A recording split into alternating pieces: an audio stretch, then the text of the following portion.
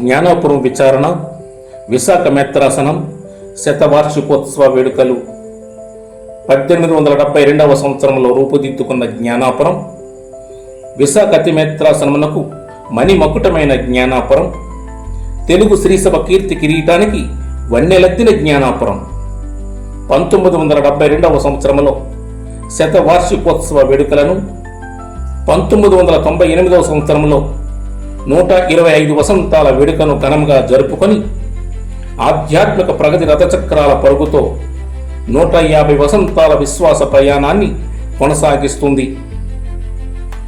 1972 సంవత్సరంలో శతవార్షికోత్సవం సందర్భముగా విచారణ ప్రజలందరూ అప్పటి విచారణ గురువులు ఎన్సి మాథ్యూ ఫాదర్ గారి ఆలోచన మేరకు ధరించిన శ్వేతవర్ణ వస్త్రాలు ఇప్పటికీ వెలుగు తోరణాలుగా రెపరెపలాడుతున్నాయి.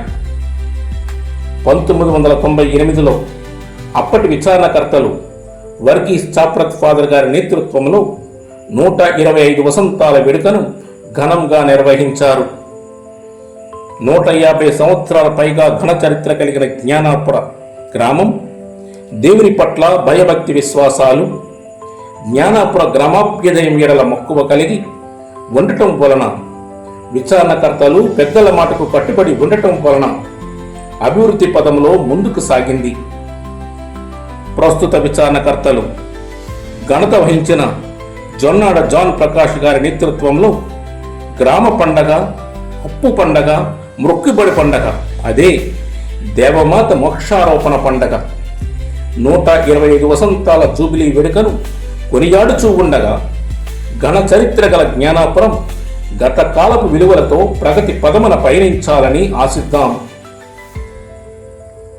1886లో 13వ లియో పాపు గారి ప్రకటనతో భారతదేశంలో 17 మేత్రాసనాలు ఏర్పడ్డాయి. వాటిలో ఒకటి విశాఖపట్నం మేత్రాసనం.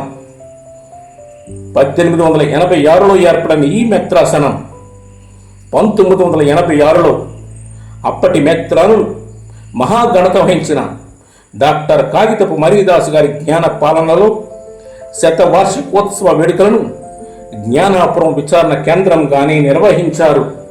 ఈ సందర్భముగా శతవార్షికోత్సవ జ్ఞాపికగా రక్షణగిరి పుణ్యక్షేత్రం నిర్మించి ప్రారంభించి రక్షణగిరి మేత్రాసన పుణ్యక్షేత్రం అని 18 మంది మేత్రాముల సాక్షిగా వేలాది విశ్వాసుల ప్రార్థనల మధ్య అప్పటి మేత్రానులు మహాఘనత వహించిన కాగితపు మరీదాసు గారు ప్రకటించారు.